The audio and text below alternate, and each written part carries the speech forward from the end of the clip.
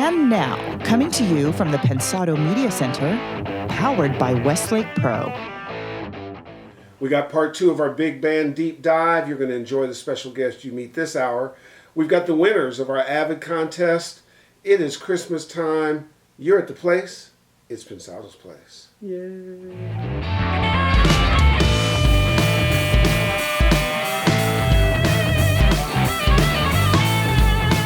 Hi everybody, man in the desk by myself. That's because Dave is actually Santa, and he is out distributing presents all over the world. There's some no-fly zones that have come up, so he had to start a little bit early.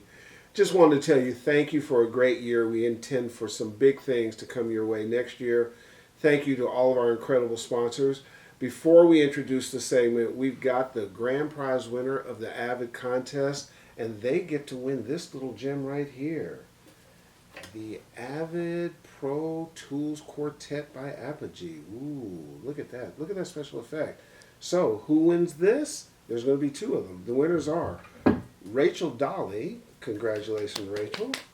Yay. And Munya Maziza. Congratulations, Munya. So, just so you can get this in Pensado effect. Yeah. So, congratulations to that. You are the grand prize winners. Our man Chongor will be getting those things out to you, and please enjoy. We're going to continue the conversation on the big band side. The incredible, she calls herself a girl singer. She's much more than that. Her name's Patti Austin. You are going to love her humor, her insights, and how jazz can be an interesting place for you to get employed and do some really interesting things. A lot of young folks involved in that stuff. We had a great time, and I think you'll enjoy it. Again, take some time, decompress, enjoy your family.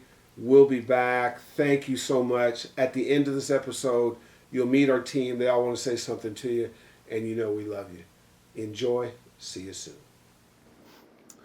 Pat's Home Sweet Home project, which we'll ask him about, is just an amazing testament to family and to music, and it's been rewarded with 2 Grammy nominations. Joining us at the desk is the co-producer, Mr. Jason Lee. Jason, how are you? I'm great. Thanks for having me. It's great to have you. Pleasure to be here. So tell us about it. I know it's a labor of love. It's inspiration. It represents stuff near and dear to you. It was.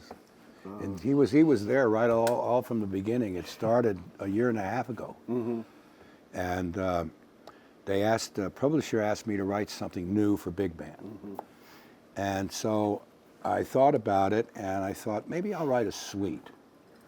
And a suite, historically, whether classical jazz or whatever, is often 3 movements. Yes. Like a concerto, So I thought, well, I got 3 kids. So I'll try to use their personalities to do 3 different movements of the suite. Mm-hmm. So you have a kind of medium fast, ballad, fast. Mm-hmm. And that's their personality, so it didn't have to be a big stretch. Mm-hmm. And that's really all it was. And we started off, and then it kind of evolved, mm-hmm. and then I wrote a thing. Oh, I'll tell you a cute story, which is actually true. When I finished the suite, the scores came mm-hmm. from Terry Woodson, my copyist. And the scores are sitting on the kitchen counter.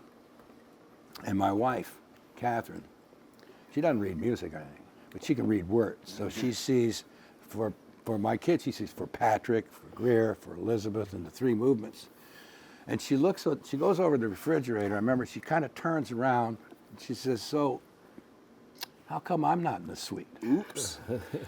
I said, well, you know why?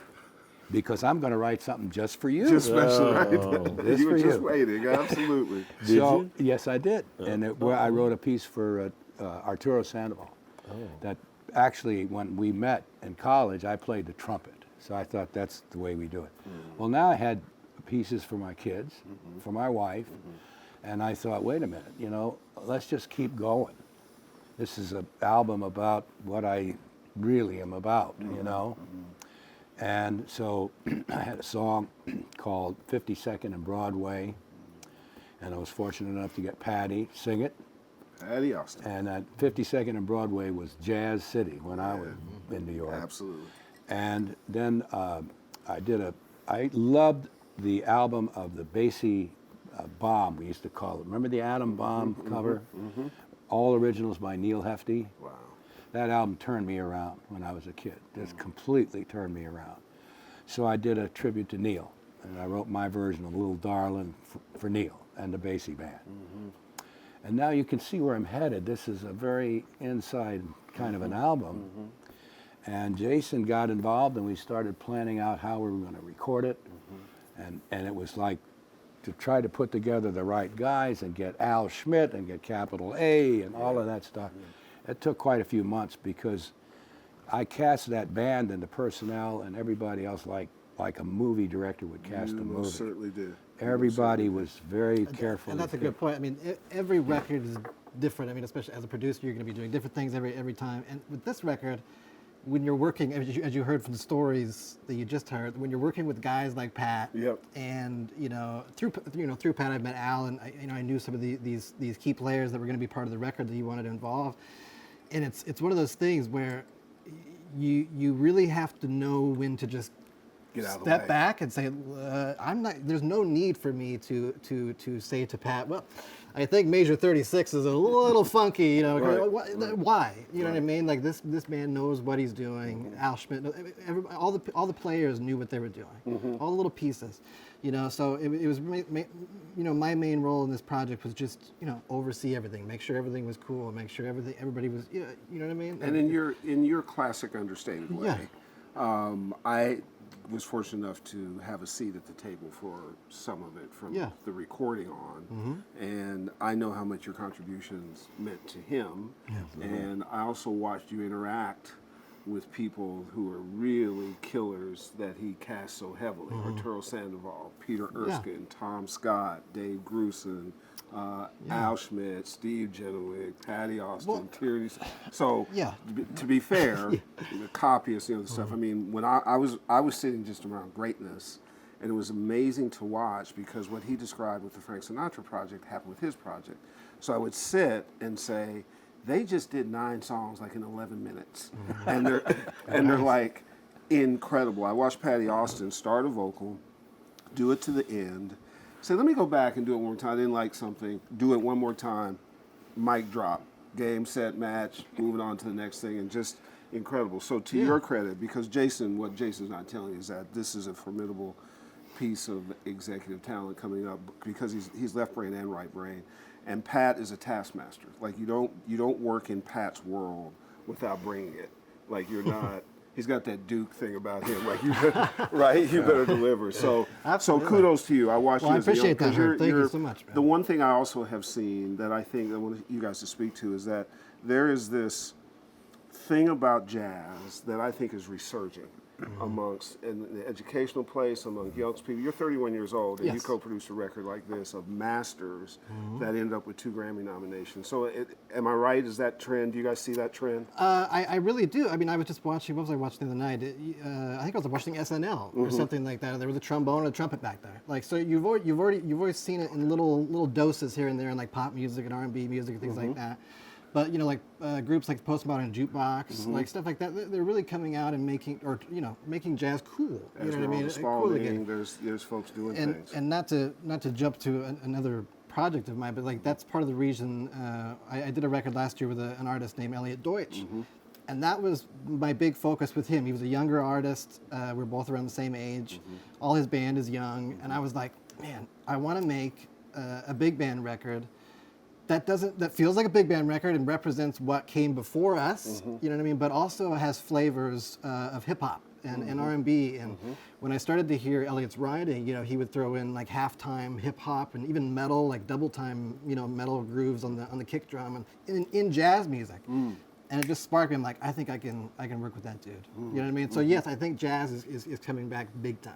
Take us through Al Schmidt's contribution, Steve Jenowig's contribution from in the studio, technically understanding how to capture Pat's vision and all that kind of stuff. Just cream of the, just as most of the listeners will know, Al and Steve is it's just a team from heaven. It just doesn't get much better. No, it doesn't. There is no. I mean, Al has been thanks to I started working with Pat about 6 years ago, and I sat in on a session for his last record, Aurora, and that's when I first met Al, and I just remember sitting in the back because I didn't have anything to do with the record. I was just, and I was like, I love this man. You know what I mean? Like everything that he was doing, like the way he was working with musicians, the way he was working with the artists, the way he was, every single thing. There's so much that goes on, you know, in a session. And Al coming, you know, he's a producer, he's an engineer, he does everything.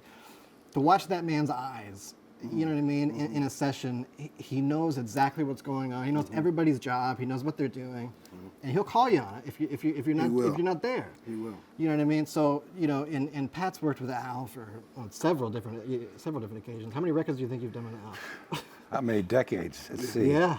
I think Al and I go back at least 30 years. Wow. Yeah. Well, when you walk in the room, you know, with Al and Pat and even Steve, who's been there for years as well. Yeah. There's a comfort level immediately because, you know, everybody's known each other for years, and there's also a huge trust factor, I think, which plays into it. Yeah. You know, Pat knows when he walks into Capitol Studio A at 10 in the morning or whenever the session start is, it's going to be set up. Everything's going to be ready to go. We're not going to be, you know, messing around with, you know, pre levels or whatever we're doing. You know what I mean? Like it's ready to roll. It's ready to go. You know what I mean? And there's maybe a couple hiccups here and there, but that's all normal. You know, but during the session. Because I think I took a picture with it, because Frank Jr. was there and lots of folks. Wasn't his dad's mic there? Yeah, absolutely. Frank Sinatra's original mic, Yeah. Real confession. So I hear this news. Well, it's here. I thought you were confessing. So. I went and took a picture with it, and then I called John McBride, and I'm texting him these because he loves, you know, collecting all that stuff. And I was like, wow, man, it's like there's Frank Sinatra Jr. over in the corner. I have a picture with him. Here's his dad's mic. Right. Here are people who worked with his dad. Like this is it like was a surreal really. moment. Oh my God, those couple days were just rare. I mean, literally, the image when you're staring, you know, through the control room, it's Frank Sinatra Jr. standing in the center of Capitol Studio A with his dad's mic hanging, and him singing. With you know, unbelievable music being played live. It's like unbelievable. It's just you know? and you know the thing that is really gratifying, I've thought, is the range of ages in there that were contributing in a real way. Yeah. Spoke a lot to your ability to identify talent that would make this recipe really come together nicely. And everybody sort of their game went to the next level, and they stayed very high level, which then infused what I call the Pat team afterwards and what we had to do with the stuff.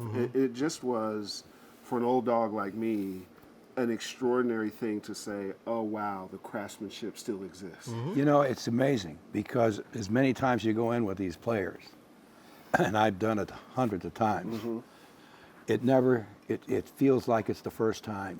I mean, the excitement of a band that can play like that. And they work it out, you know, when I don't tell them a lot. That's and true. they look at the parts, and if you notice, if they're 4 or 5 minutes when we take a new tune, where nobody says anything. Yeah. I don't say anything. I'm just waiting for them, and they're talking with each other. They're looking at the parts. They're wigging it all out, and they'll look up. Okay, let's go. And they Everybody's know working they've for already. everybody else. Yeah, they've already figured it out. They know We're exactly working to what the they're goal. doing. We have an endpoint. We want this to be the best. Period. You know what I mean? Really and when you're relevant working point. with the best, that's all to the same goal. Yeah, it was a giving kind of thing. And guys, if you want, go to our website. There's a sizzle reel of that time. You probably just saw it on the screen, but you'll be able to hear what goes on. The other thing that was fascinating for me was the level of professionals that you put together in that room, how they talked about the music and their experience. They were having as good a time as you were in watching your music come to life. They all felt like, this is so good to be at. Let me bring my best. There was a Well, I have spirit. to say, one of the tracks that was nominated for a Grammy was a track that Patti Austin sang on, which, as you mentioned earlier, 52nd and Broadway. That was some of the most fun I've ever had in a session in my entire life. You know, same situation. Patti standing in the center of Capitol A and singing, but you know, not coming from jazz originally, coming from like the pop world and the blues world. You know, to see her stand there and just nail it. There was no rehearsals. There was no, I'll just play the track back and I'll learn my part. It was, I'm going to walk out in that room and I'm going to kill it. Like, done. You know what I mean? And she sang it a few different times just because, you know, because it was fucking fun to play. You know what I mean? It was fun to sing. Exactly. You know, so you know, I also did a little bit of technical engineering on after everything was recorded, and just going through what she did. What did you do during the technical engineering? Well, afterwards? on a few different things. The record was recorded and certain songs were recorded in different sections, whether for whatever reason. Like there was we didn't want to use a click track, or we didn't want to do whatever. Right. So we'd record some stuff at a time, and then I'd just kind of slide them together and make it fit. Just so. And I'd go up to his office and I would just play it back, like, does this sound cool? Does this work? And then we'd massage it and go back and forth. The fun thing about the Patti track for me was, like I said, she gave us so much that was perfect. But I'm greedy, and there was so much, because I couldn't fit it all. There's no way you could fit it all in, and that was the sad thing. You know what I mean? Like there's so much that you don't hear on the track. That's brilliant. And there was one moment, there's a section in the song where it's kind of it's an instrumental break, where there's just some heavy grooving going on, and she's bending over to get a drink of water or something like that, but she's scatting the whole damn time, and it sounds great, Right. So there's actually a spot in the song, if you listen to it, during some of that instrumental sections where she's doing some scatting, that's all off mic scatting that she did. So what I did is I basically brought it in, because I'm like, people have to hear this. It's that good. So, and then you just automated an EQ or something on there. So when that little section came in, it would feel a little bit like it was close mic'd, but it wasn't. But it's little moments like that that are just when you're sitting there, you don't expect it's going to happen. Your thoughts about him? You've watched him come up from a pup. What's your sense? Oh, he's a smart guy. Smart dude. He is very smart. He's got a good career ahead of him without question, because his foundation is solid. Yeah.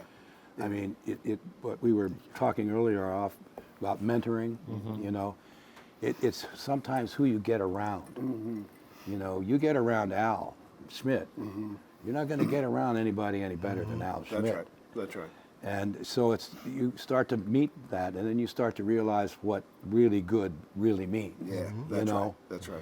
And he's made the best of it, and he's going to have Got a big career in front. Yeah, absolutely. Well, you spent a lot of time talking about Patti Austin. Should we meet her? I would love it. Let's do I it. think so.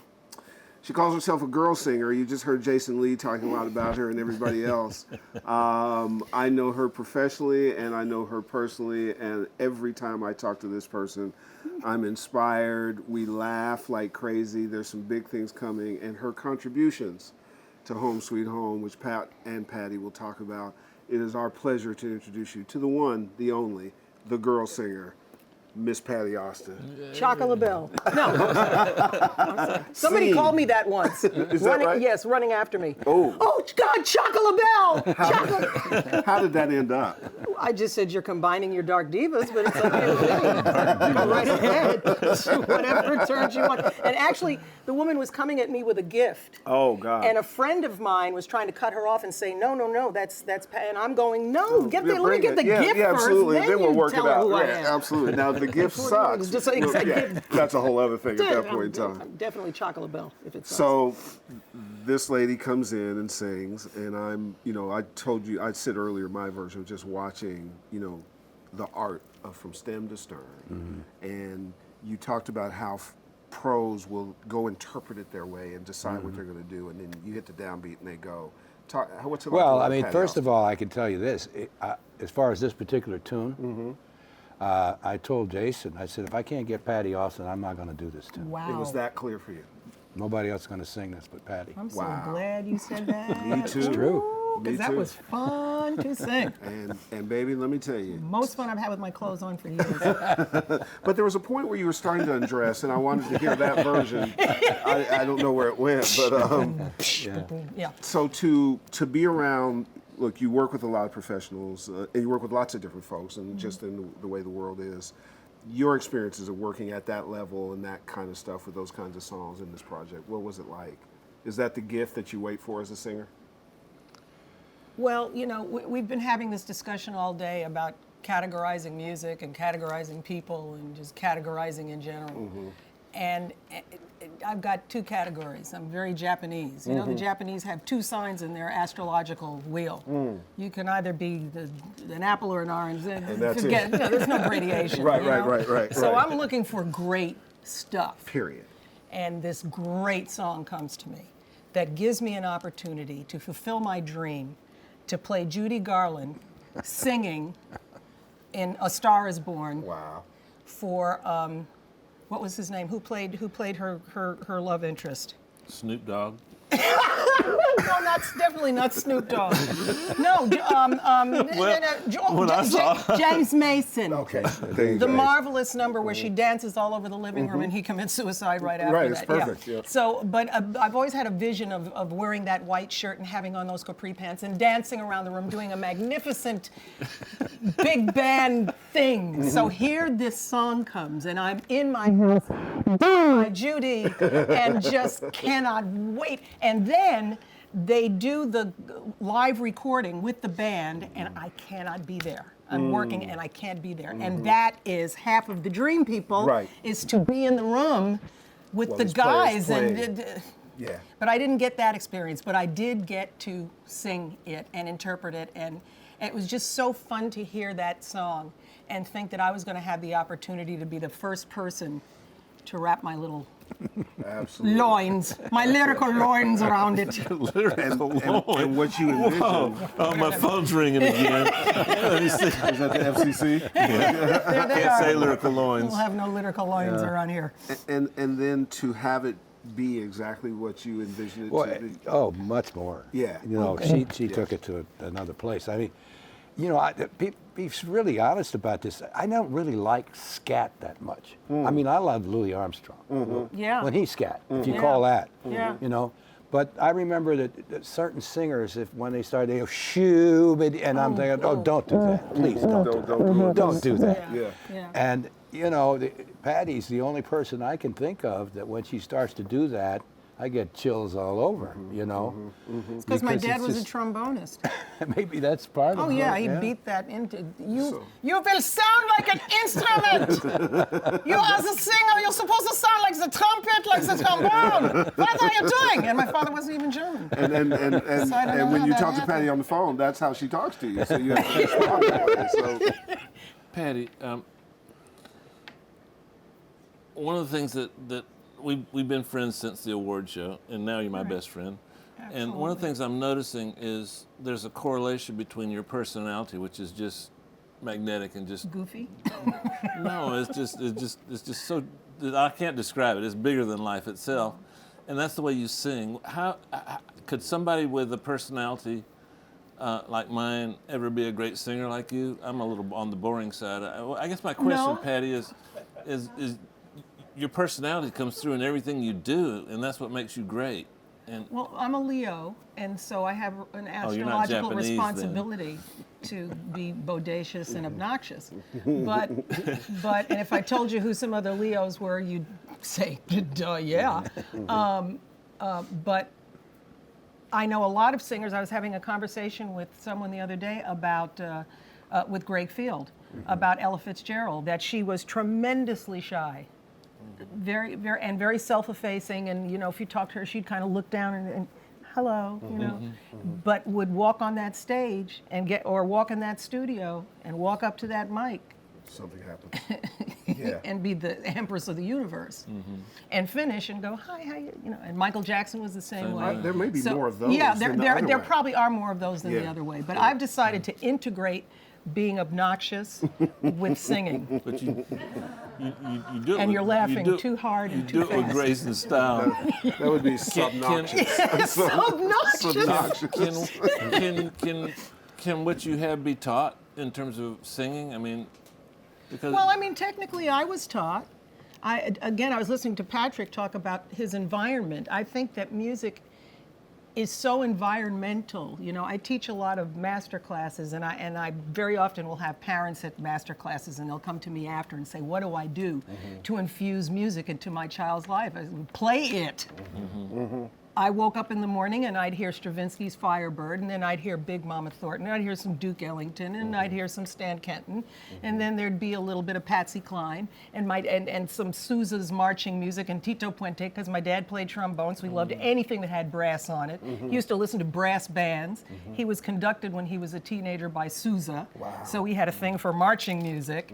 He just loved it all. And I grew up listening to all of it, and I had two categories of music: the stuff I liked and the stuff I didn't. Which is correlated to Exact what you sa- listen to exact in the same crib, environment. correlated to your mom being a guitar teacher, Yeah. correlated to Yeah. us singing in church. There are a few young people out there now who are making incredible music, and if you check out their background, they all come from musical their parents is the mother's a conductor, the father's an arranger, there's that connection. And it does so much for your life to grow up with music in it. So much. When you guys had these illustrious careers that are continuing on, and it doesn't for everybody, which is a blessing. What do the Grammy nominations mean at this stage again for a passion project like this, and then for you? Oh, it means these are probably the two most special, and I got 21 nominations at this point. Wow. But these two, when they came, first of all, I wasn't trying to predict anything, because it meant too much to me. I mean, I've been through this process before, but this one was different. Because it's like, you don't like my kids, Right. Yes, that person. You don't like, you don't really Yeah. like me. I mean, Yeah. and it was that personal to me, laying it out there. What about you, Patti? Huge for me for a few reasons. I always have this weird kind of synchronicity that follows me in my life. First of all, for those of you who do not know, I received my 8th Grammy nomination with this guy over here, which was with a project called For Ella. Wow.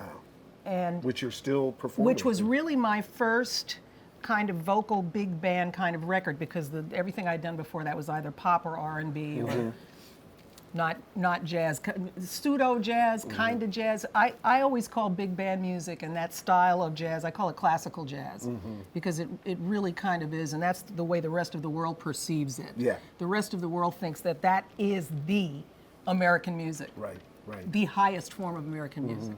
So to get nominated at that particular point in time for singing in, although I hate genres, but for singing in that genre brought me a tremendous amount of pride. But I've never been an awards kind of person. Right. I just kind of don't like the idea of awarding art because the choices are so subjective. And then I won finally, not with Patrick, but we will do it this time. But when I finally won, I found that I became Kanye West overnight. I was a combination of Kanye and Trump. I am bad. Yes. Okay. Yes. You got your swagger up. I can do this. Right. And now you finally rewarded me for my talent. Right. That's how I felt when I finally won. But I'm so excited about this because Patrick and I are back together again, and for some reason we're great. We bring we each are. other great good fortune There's when magic. we work together. Can I give a shout out to the team? Absolutely. So, the short version won't bore you with it. I was lucky enough through an accidental lunch to be brought as a consultant to the project about what happened with the music after it was recorded, and a great group of people, including Pat, one of the people that the song is about, Greer, Jason, April Williams, and then we got involved with BFM Jazz, and Lisa Roy, and we sort of started to put together the campaign and what we would do and represent what Pat wanted to do, and it was a big deal for us to be able to help pull off those Grammy nominations on your behalf. Boy, that was... Shout out to Team Pat. Yeah, Great absolutely. job, great job. Absolutely. And moving forward, now here's what becomes fun as from my chair. We're looking at touring in interesting ways. We're looking at tying in education. We're looking at, there's a lot going on with you. Let's talk about, I think we're attempting to bring the music to people in ways that are a little bit different than the traditional models. Is that fair to say? Yeah, and one of the things that I've re-experienced recently, because I've been doing them after kind of an absence, I've been doing some clinics again. And you'd be amazed at how many big bands there are in colleges at this point. Yes. I mean, even small colleges Yes. that you have this really good band. I mean, I went recently to the University of Northern Colorado. Never been there. And, I was thinking, well, I hope they've rehearsed. I mean, because, Right. and I mean, it was one of the best college bands I've ever heard. Amazing. So it is amazing. And so the big band thing is alive and well in the colleges. Take note, guys. Take note. Yes. Those are Very young much so. folks. That's audio jobs. That's all kinds of things. That's making records, making music. That's live. take note. Your perspective, Patty, you feel the same way? We need lots and lots of young people listening to and embellishing and growing this style of music because it hasn't finished. Music never finishes growing. Right. And so you have to get this constant infusion. And so, learn everything you can about this music. The way you do it is you just play it all day long. And after a while, you'll be wearing sharkskin suits and you'll be talking like you're in the Rat Pack and you just won't know what the hell happened Hang out to with you. cool people. And you'll just be there. You'll be in it and you'll be drinking vodka martinis and your life will be a marvelous, because it's a lifestyle. It's dancing and it's just a magnificent thing. And if you have anything to do with this music, if you're an engineer, a lot of times guys that come from the technical side don't think that it adds anything to what they're doing to really, really know the music, but the really, really great engineers know everything about every lyric, every note. That's how you make it sweet. That's how you grow it. That's how you make it fabulous. So please involve yourself whenever possible in this form. I got to tell one story. Sure, please. I'll try to make it really short. It was quite a few years ago at the Grammys, when Basie's band was around with Basie in it. They I can't remember what hotel in Los Angeles, they used to take all the ballrooms and have different kinds of music in each ballroom. This particular year, Basie's band was in the main ballroom. And in each of the ballrooms leading up to Basie's band, there was country western music, classical music, trio, rock and roll, heavy metal, pop, boom. Okay. Everything. So at some point, towards the middle of the evening, they opened the doors in the grand ballroom, and all you could hear, as you walk down, was okay, perfect. This is going to be this story is going to make perfect sense and have perfect timing. I go back to the main ballroom, and as I'm walking, I realize that all of the other ballrooms have emptied out. They're gone into the... Everybody's in the main ballroom, and it looks like the ballroom scene in Star Wars, because you got some guys from Kiss standing next to a couple of opera singers, standing next to some country western. And everybody was on fire. Because there is something about magical. that music that is universal, magnificent, and just joyful. One of the things I Joyful. notice from my chair is that you just see performances. You're not just seeing the singer perform. The musicians are performing. There's an individual Absolutely. component to it. You're sitting around watching people work in concert, but individually in a way where they all have their own styles and signatures. And if you love music at all, any kind of music, you recognize, ooh, this is church. Something's happening here, and I just need to let it wash over me. That was certainly my experience, and it wasn't a space that I knew. I was lucky enough to work in it. And that's what's fun about the idea and concepts we're talking about, along with BFM and potentially Hal Leonard and some others, to be able to, in schools, you might pay attention to this, to be able to take potentially, well, obviously yourself, maybe Patty and a few others, go in, rehearse with a college band or whatever the case may be able to do a concert of your music, not just Home Sweet Home, but maybe some other pieces as well, Ella and some other things. Yeah, absolutely. So the young folks get a chance to experience it, and then maybe do a master class and teach some stuff, capture that content, use it as education, and move that around the country and the world. Well, I think I love that, but I think the big thing too is, how timing is sometimes everything. Yeah. Well, I think the two of us somehow have just hit it at Yes. the right. Yeah. I mean, I did an album as a tribute to Sinatra, big band album, with a lot of the tunes that people know.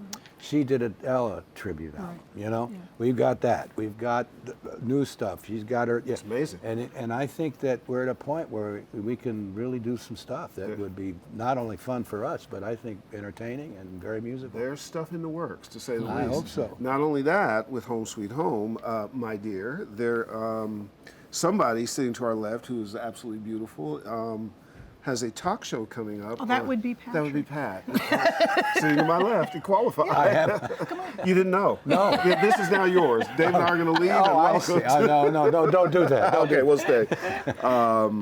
I work closely with Patty's manager, and WHUR in Washington, D.C. has been a big fan for a long time. Yeah. And they have approached you about having your own talk show, and that'll be on Sirius, and that's coming up, and we're working on that. Yeah. Great. There's a whole lot of Patty. What's fun about the way you think about things, besides that bodacious personality, is that you evolve, you don't rest, and you're going to keep stimulative ways to do new things. And there's a bunch of stuff coming in 2016 that's going to be Patti 5.1. Well, it certainly for is. those who don't know, there's a guy named Quincy Jones who's my godfather. And when I was but a wee tyke, I'll never forget, somebody came up to him one day and said, "Man, Quincy, how you doing? Man, I haven't seen you forever. You haven't changed a bit." And he got insulted. He said, "You said I haven't changed, but I haven't seen you for 10 years, and you tell me I'm just as dumb now as I was 10 years ago? You insult me." That's And I never forgot that, because I was a kid and I was, very impressionable, and I thought to myself, yeah, the idea is just to keep going and keep growing and keep doing what you do a little bit better than you did it the last time, and keeping the joy and the excitement and the growth in your life. It's really important, I think, to be that way. And working with Patrick is so stimulating, because I just look at him. He keeps getting younger. It's pissing me off. I know. I know. And he's got energy up the kazoo. It's amazing. And he's the master blaster of what he does, and he brings all of that energy to this music and to what we're doing, and it's exciting. It's great stuff. Well, I will tell you this. Thanks to both of you for the opportunity of getting involved. I hope it was worth it and it's been worthwhile. Thank you. That's how Pat says you've done good. My dear, we Yes, have sir. started this crazy relationship. Aye. It is bodacious. It is bodacious. It is bodacious. We're going to do some great stuff together. IIB. Oh, Well, everything's got to be an acronym. that's IB. Ib. Yeah. That's what it's going to be. Thank you also for coming and do our show. When I talked to Dave about it, I said, Dave, our audience needs to understand what is good for them about this. Yeah. Dave has this thing that he says you sometimes have to serve your dinner, and sometimes it's the meat, but sometimes you have to have some vegetables and some other stuff in that meal. Yeah. Oftentimes this music is actually the protein, and you don't really realize it's not really the vegetables. Yeah. You're meeting two great ones, two absolute great ones, and we are so blessed. DP, take us home, man. Where do you go with that? Yeah, you know what, guys? I've been blessed to travel around the world and hear a lot of great music, and I've been blessed to travel around the world and hear some not so great music. And the difference to me is important and germane to this conversation, because there are a lot of big bands that are really good, but when you hear the great ones like Basie, like Woody Herman, like Lunsford, they're aggressive, they have attitude, they're loud as fuck, they can give you the same experience the biggest rock band and the biggest concert and the biggest venue can give you. Absolutely. Because it's not a lame music. It's very aggressive, and it's just if you got Sirius Radio, listen to the big band station. It's eye opening, and you're looking at one of the pioneers and founders of that aggressiveness. He doesn't look like he's aggressive. He's a badass. Man. He's aggressive He's from on Duke. paper. Shit. He's from Duke. Yeah. Duke That's is where it counts. Paper aggression. And Patti embodies everything right about the music and all music. She embodies just everything artistry. that's right about music. Yeah. And music is a personal thing. I'd love to have some sort of insight into her brain when she thinks a note. What happens after that? It comes out of her mouth, but in the process, the filter is that personality and who she is, and that's a rare quality when someone can move you with just a note, and that smile and those heirloom tomatoes. Inside joke, but guys, really, I'm gonna end this by asking Pat, give me 3 or 4 starter bands and songs for our audience to listen to get started in this music, and be careful because you're going to get hooked. It's not what you think. Well, I mean, if you're going to pick 3, you got to pick something by Duke Ellington. Okay. And in my view, pick something by Count Basie.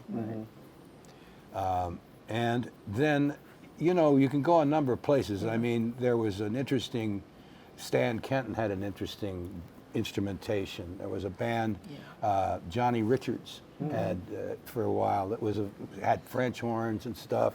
There was Eddie Sauter and Bill Finnegan in New York, who had a short but very interesting band where they used woodwinds and horns and all instruments. There's so many Gil Evans, you know, a couple of. For sure. There's a lot of ways to go there. Can I add one? Yeah. Try Patrick Williams, Home Sweet Home. Okay. It's on BFM Jazz. It has been a spectacular year. Around us are the people who make this show happen. We just Yeah. wanted to say what a great year we've had, and we got a great year coming. Dave, tell us what you feel about these folks. I'm looking at these guys, and I can't believe that they're all. I mean, Will, you remember when it was just the three of us, right? And man, everybody that I'm looking at is the best of the best of the best. So, all you guys, from the bottom of our hearts, thank you so much for everything, JD. And here's who they Will. are. Leandro Hidalgo, who's Dave's assistant. Chong Gorgon, who you know from Corner Office. He's Mr. Everything for us. Cindy Escalante, who makes us look as good as we possibly can. She has a miracle job every week.